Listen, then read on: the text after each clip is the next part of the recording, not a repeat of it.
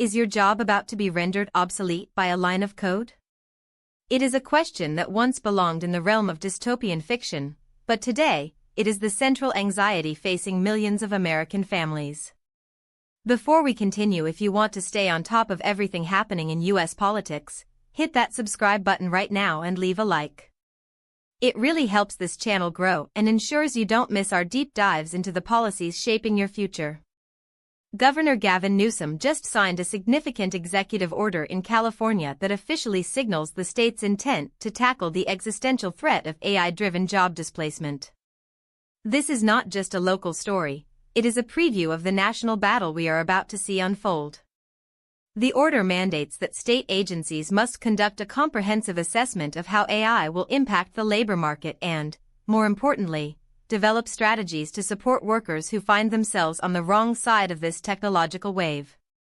Why is this happening now? For years, the tech industry has been sounding its own alarm. Leaders in Silicon Valley have repeatedly warned that the tools they are building have the potential to disrupt the economy on a scale we have not seen since the Industrial Revolution. We are talking about the potential for massive, permanent shifts in sectors ranging from manufacturing and transportation to creative services and administrative support. NEWSOM'S move is essentially a formal admission that the wait-and-see approach is no longer an option. The state is now tasking its agencies with identifying the risks and creating a safety net for workers whose roles may be fundamentally altered or eliminated entirely. Now, let's look at the broader implications here. What does this really mean for the average person? On the surface, it sounds like proactive governance.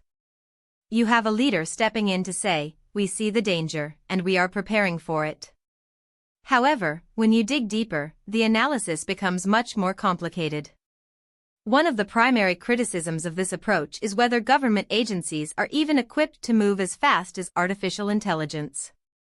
Technology iterates in weeks, while government policy can take years to implement.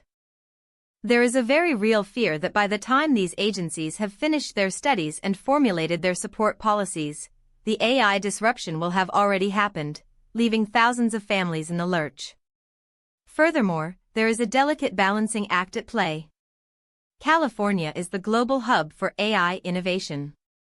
If the state imposes regulations that are too stringent, there is the risk that it will drive talent and capital to other states or, worse, other countries where regulation is non-existent. If they are too lax, they fail the workers they are supposed to protect. It is a classic high-stakes political gamble. We are looking at a future where the definition of career will be rewritten. We might see shifts toward universal basic income pilots, massive state-funded retraining programs, or even new taxes on companies that replace human labor with autonomous software.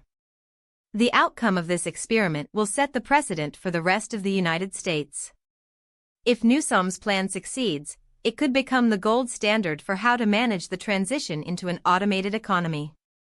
If it fails, it could serve as a stark warning to the rest of the country about the limitations of state power in the face of rapid technological disruption. The reality is that we are witnessing the opening moves of a generational struggle over who controls the gains of the AI revolution and who bears the costs of the displacement.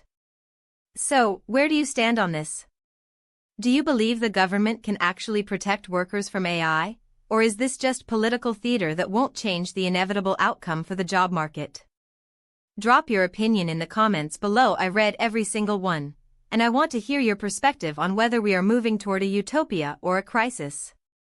This is a defining moment for our workforce, and we will be tracking how these policies evolve in the coming months. Stay informed, stay vigilant, and continue to ask the hard questions about how your government is handling the technologies that are rewriting the rules of our lives.